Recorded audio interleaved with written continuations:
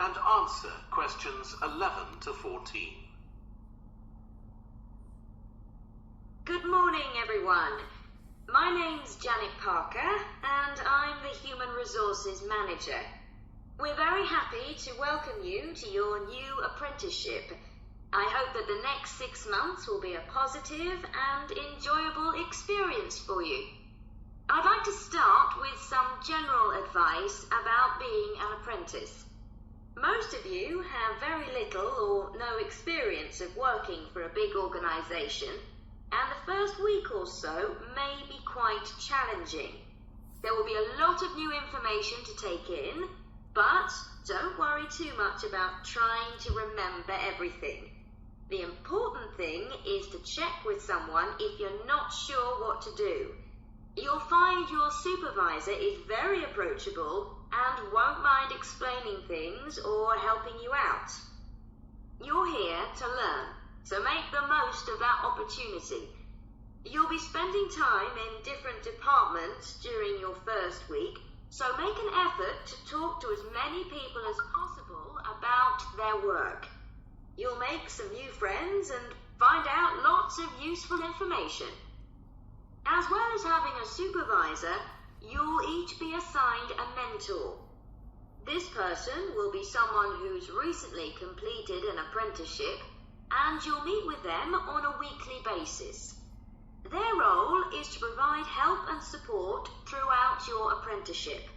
Of course, this doesn't mean they'll actually do any of your work for you.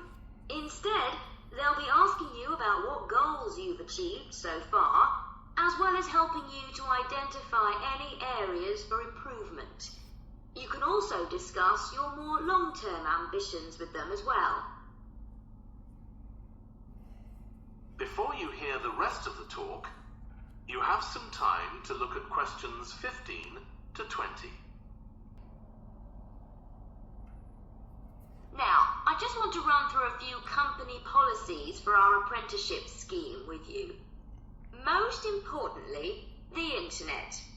As part of your job, you'll be doing some research online, so obviously you'll have unlimited access for that. But please don't use it for personal use. You'll have your own phones for that. Some of you have already asked me about flexible working. After your probationary 3-month period, some of you will be eligible for this, but it will depend on which department you're in and what your personal circumstances are, so please don't assume you'll automatically be permitted to do this. I want to make sure there's no confusion about our holiday policy. Apart from any statutory public holidays, we ask that you don't book any holidays until after your 6-month apprenticeship has finished. Time off should only be taken if you are unwell. Please speak to your supervisor if this is going to be a problem. You'll be expected to work a 40-hour week, but there may be opportunities to do overtime during busy periods. Although you're not required to do this, it can be a valuable experience, so we advise you to take it up if possible. Obviously, we understand that people do have commitments outside work, so don't worry if there are times when you are unavailable. As you know, we don't have a formal dress code here. You may wear casual clothes as long as they are practical. And the only restriction for shoes we have is on high heels for health and safety reasons. Comfortable shoes like trainers are preferable.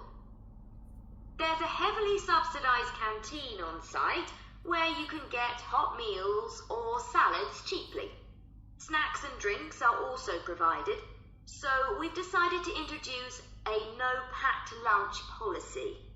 This is partly to encourage healthy eating at work, and partly to stop people from eating at their workstation, which is unhygienic. Okay, moving on